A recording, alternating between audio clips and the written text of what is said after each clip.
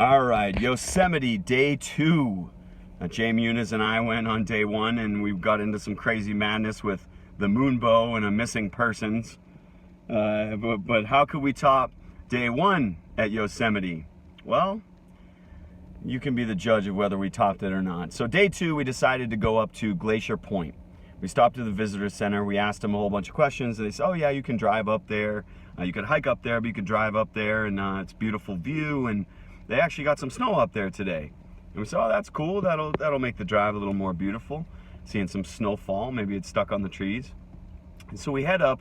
We got a late start. Purposefully, we wanted to kind of see the sunset up there. So we drove up, and the Glacier Point Road is a white knuckle, edge of the cliff type drive.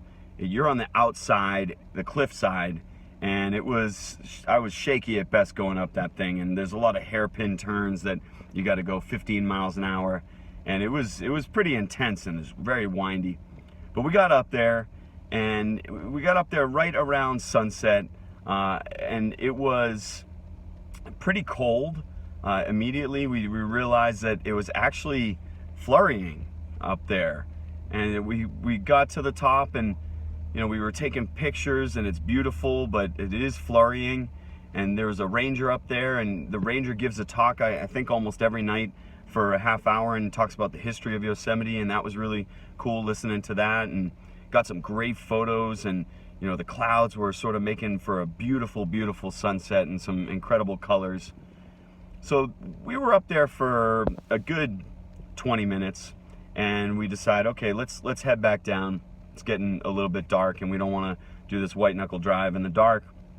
So we leave, and as we're in the parking lot, Jay realizes there's like snow embankments and stuff, and he decides to make a snowball because it's kind of crazy that we're at Yosemite in June and there's snow on the ground. So he makes a snowball, and we're kind of laughing about it, and we start driving down, and the flurries are continuing, and the flurries are actually kind of picking up.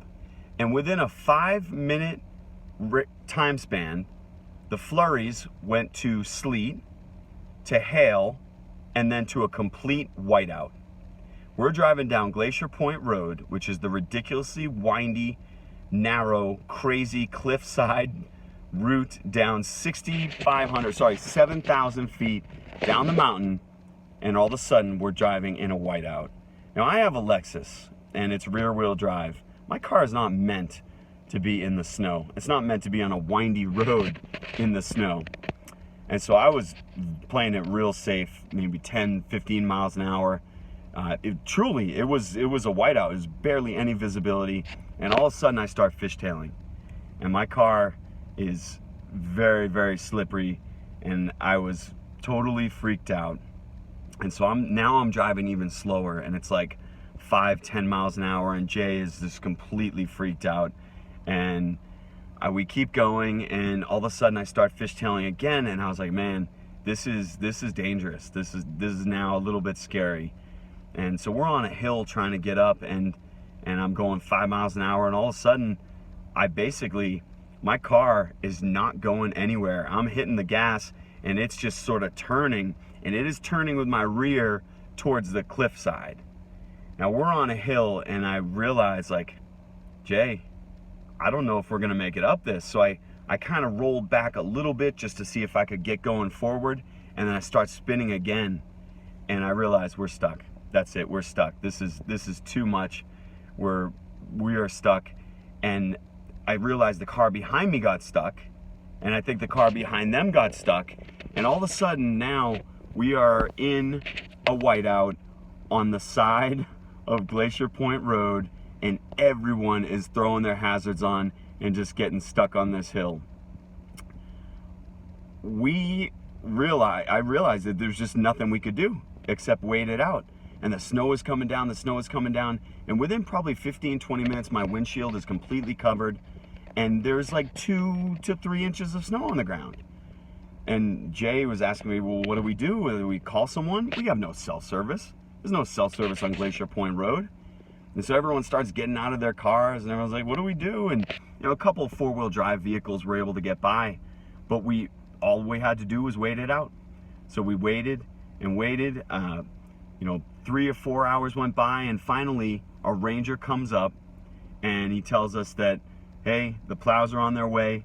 They're about an hour out, but they are on their way, and try to move over to the side of the road as much as you can, and they're gonna come and get you out of this thing, but gear up for a long night. The plows finally came. It was 2:15 in the morning before we got shoveled out of our little area where we could get enough traction and start driving down. It was an even more white knuckle drive down the mountain. Eventually the snow stopped, and it was an even more crazy drive down. It took us 2.5 hours to get to our hotel, and we got in around almost 5 in the morning. So we were stuck for basically 8 hours on the side of Glacier Point Road, 6,500 feet up on the side of a cliff. And what a crazy weekend in Yosemite. 2 days, 2 ridiculous situations.